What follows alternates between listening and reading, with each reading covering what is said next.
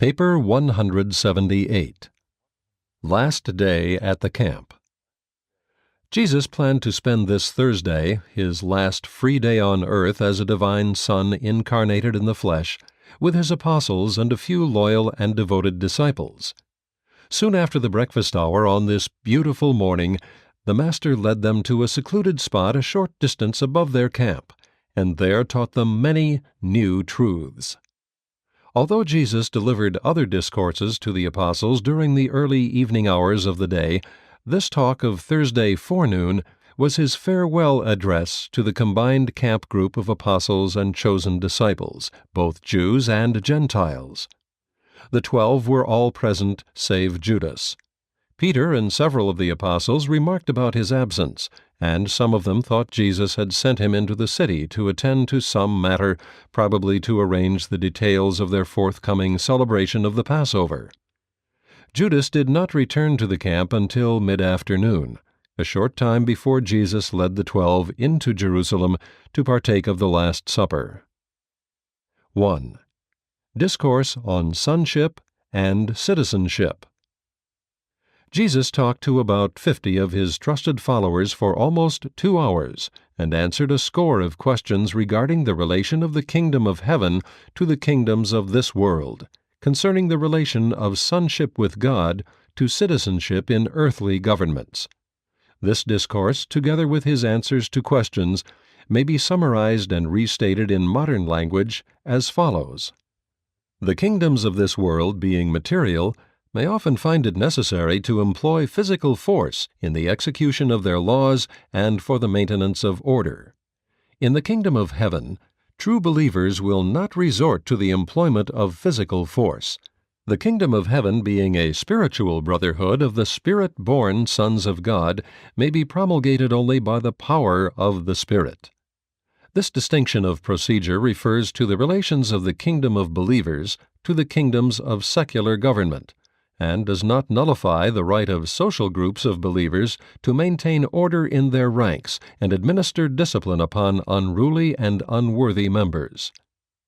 There is nothing incompatible between sonship in the spiritual kingdom and citizenship in the secular or civil government. It is the believer's duty to render to Caesar the things which are Caesar's, and to God the things which are God's. There cannot be any disagreement between these two requirements, the one being material and the other spiritual, unless it should develop that a Caesar presumes to usurp the prerogatives of God and demand that spiritual homage and supreme worship be rendered to him.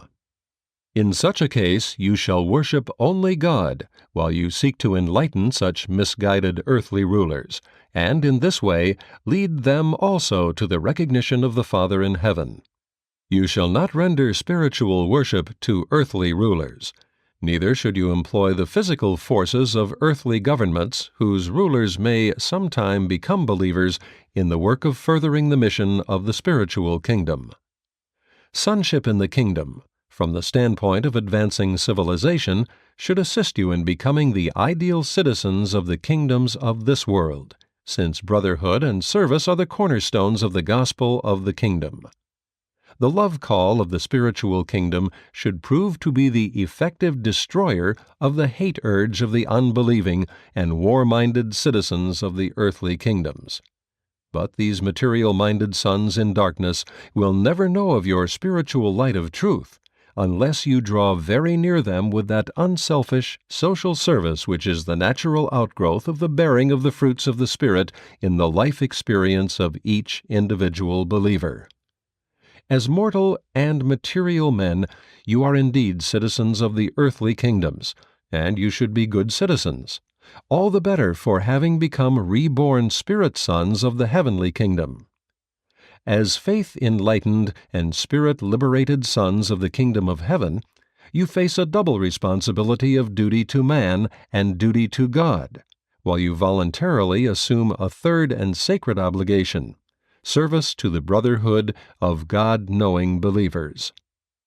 You may not worship your temporal rulers, and you should not employ temporal power in the furtherance of the spiritual kingdom. but you should manifest the righteous ministry of loving service to believers and unbelievers alike. In the gospel of the kingdom there resides the mighty Spirit of truth, and presently I will pour out this same Spirit upon all flesh. The fruits of the Spirit, your sincere and loving service, are the mighty social lever to uplift the races of darkness, and this Spirit of truth will become your power-multiplying fulcrum. Display wisdom and exhibit sagacity in your dealings with unbelieving civil rulers. By discretion, show yourselves to be expert in ironing out minor disagreements and in adjusting trifling misunderstandings.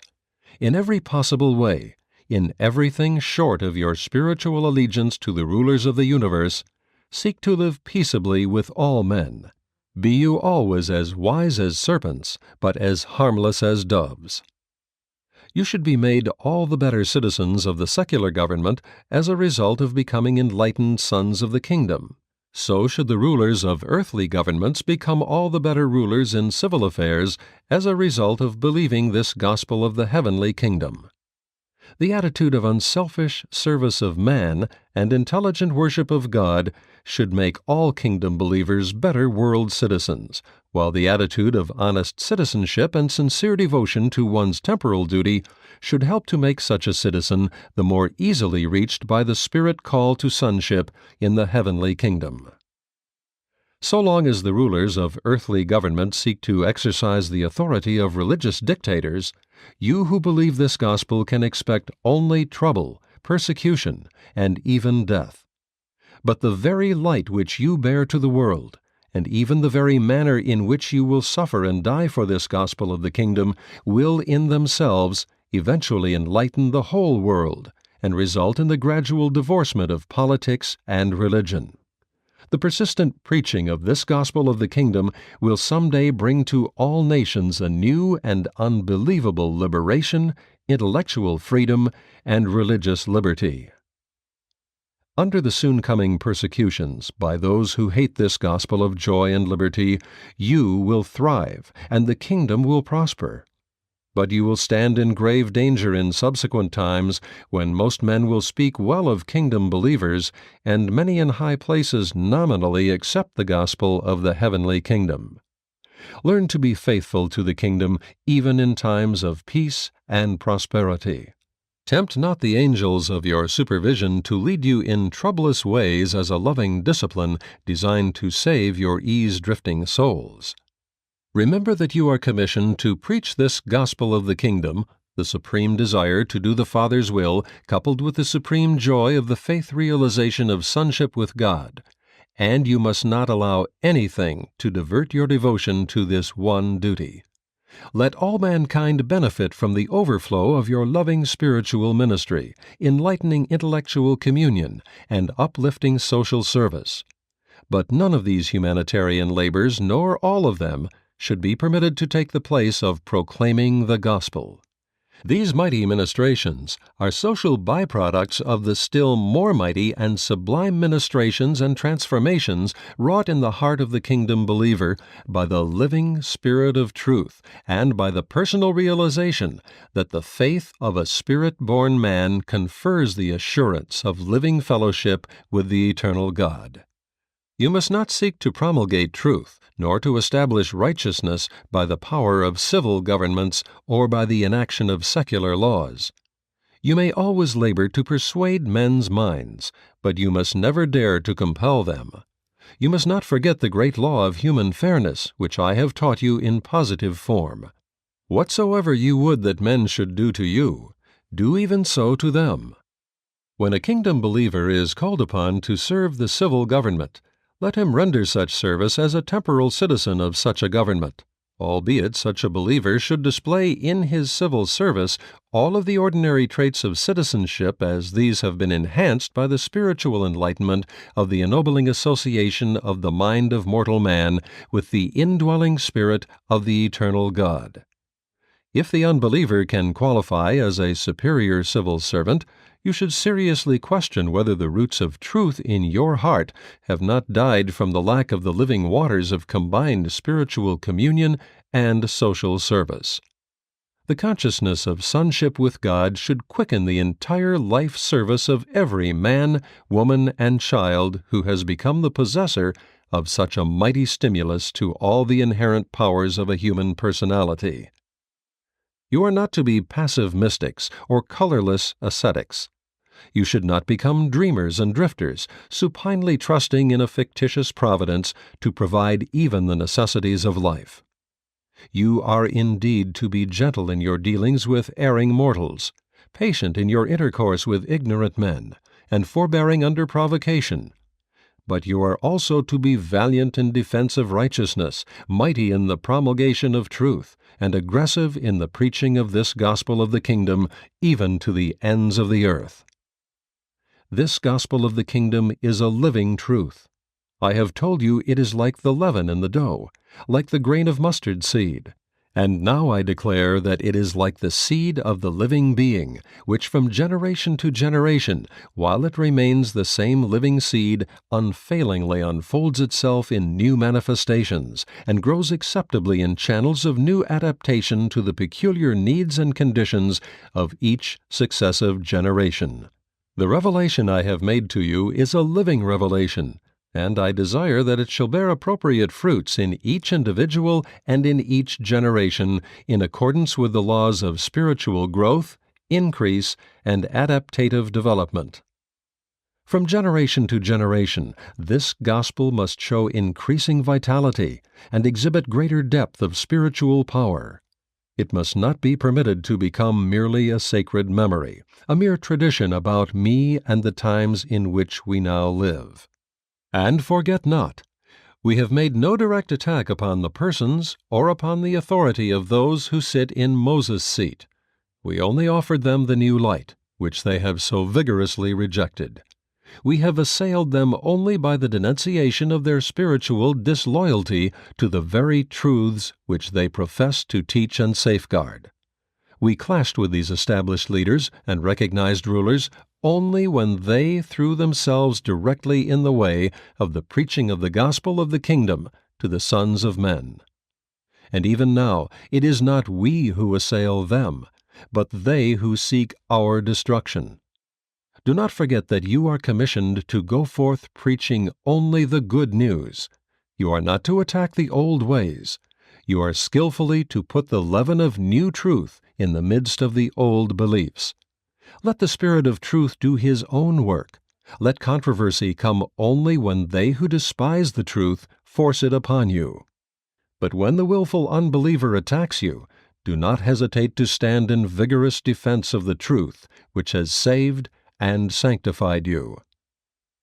Throughout the vicissitudes of life, remember always to love one another. Do not strive with men, even with unbelievers. Show mercy even to those who despitefully abuse you. Show yourselves to be loyal citizens, upright artisans, praiseworthy neighbors, devoted kinsmen, understanding parents, and sincere believers in the brotherhood of the Father's kingdom. And my Spirit shall be upon you, now and even to the end of the world. When Jesus had concluded his teaching, it was almost 1 o'clock, and they immediately went back to the camp where David and his associates had lunch ready for them.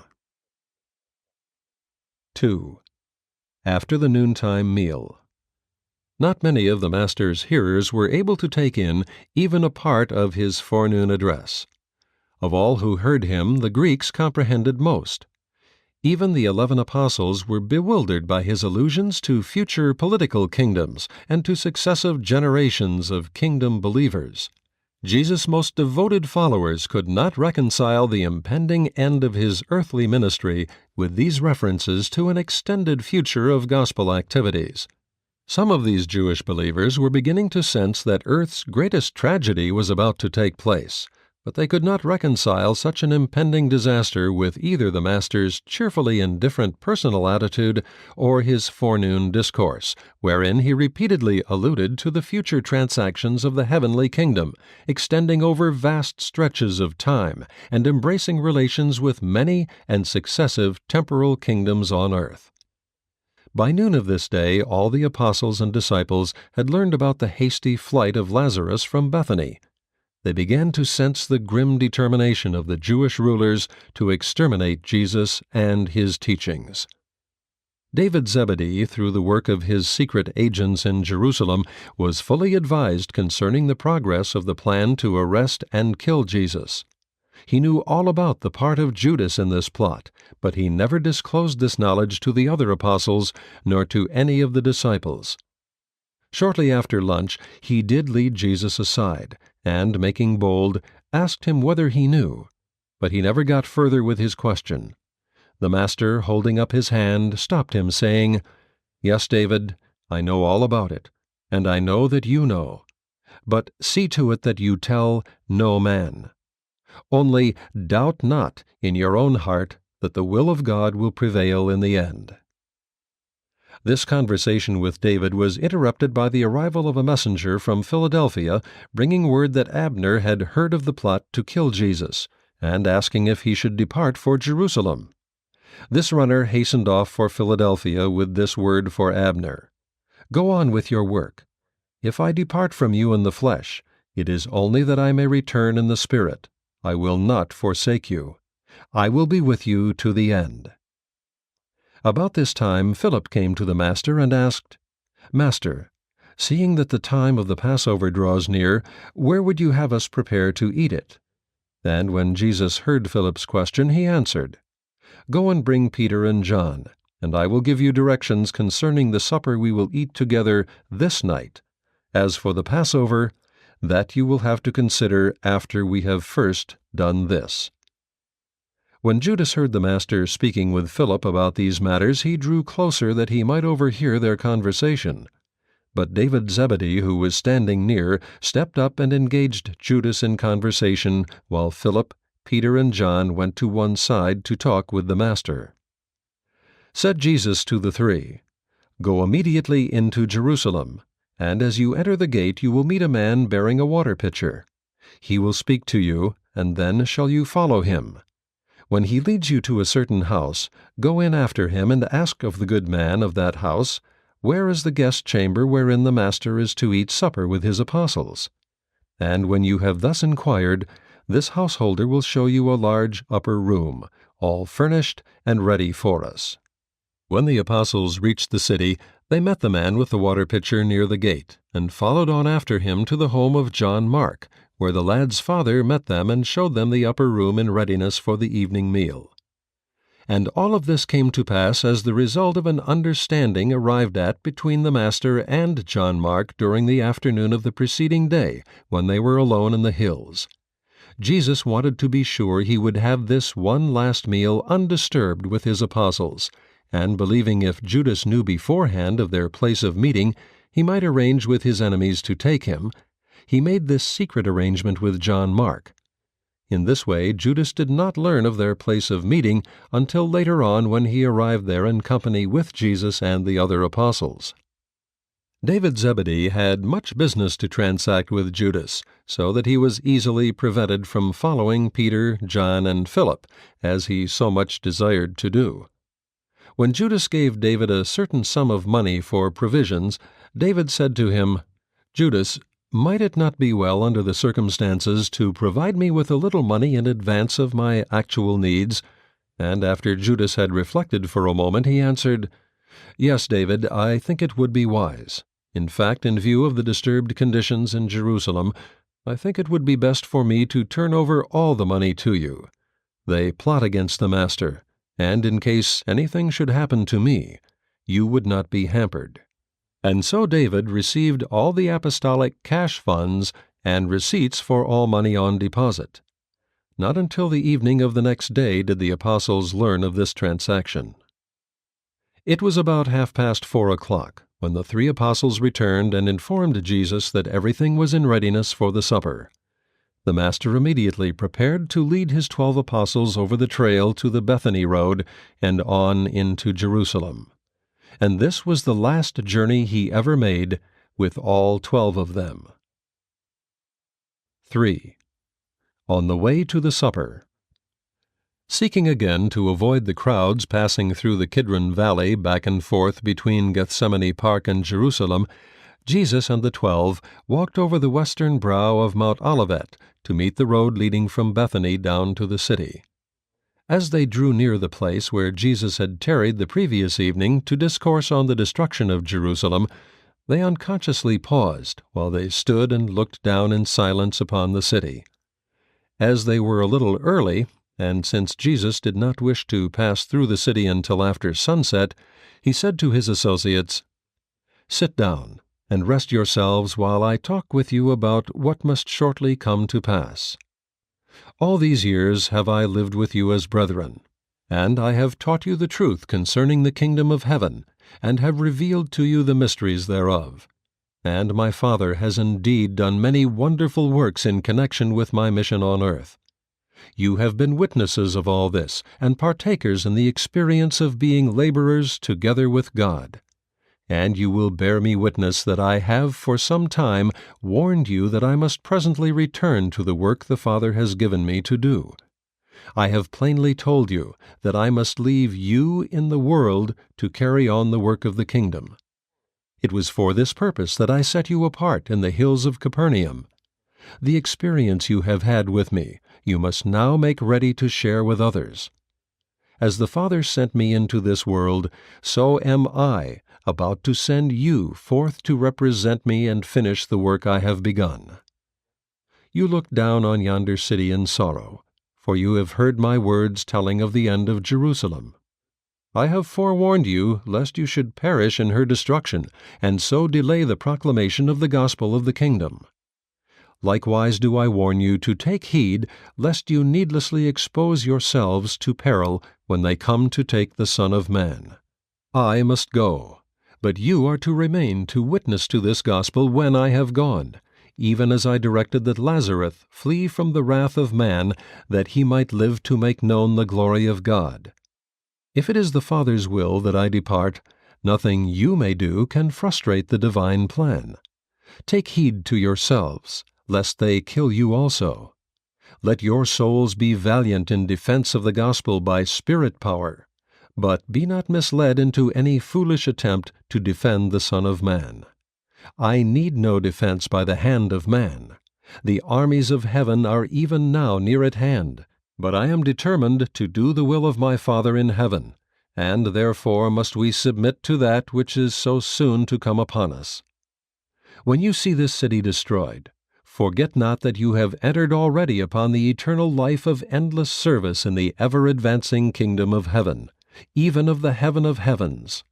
You should know that in my Father's universe and in mine are many abodes, and that there awaits the children of light the revelation of cities whose builder is God, and worlds whose habit of life is righteousness and joy in the truth.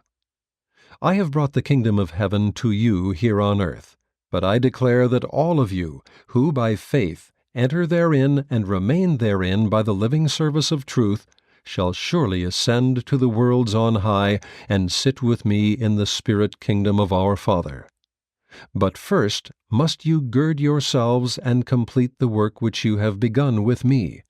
You must first pass through much tribulation and endure many sorrows, and these trials are even now upon us. And when you have finished your work on earth, you shall come to my joy, even as I have finished my Father's work on earth, and am about to return to his embrace." When the Master had spoken, he arose, and they all followed him down Olivet and into the city. None of the apostles, save 3, knew where they were going as they made their way along the narrow streets in the approaching darkness. The crowds jostled them, but no one recognized them, nor knew that the Son of God was passing by, on his way to the last mortal rendezvous with his chosen ambassadors of the kingdom. And neither did the apostles know that one of their own number had already entered into a conspiracy to betray the Master into the hands of his enemies. John Mark had followed them all the way into the city, and after they had entered the gate, he hurried on by another street, so that he was waiting to welcome them to his Father's home when they arrived.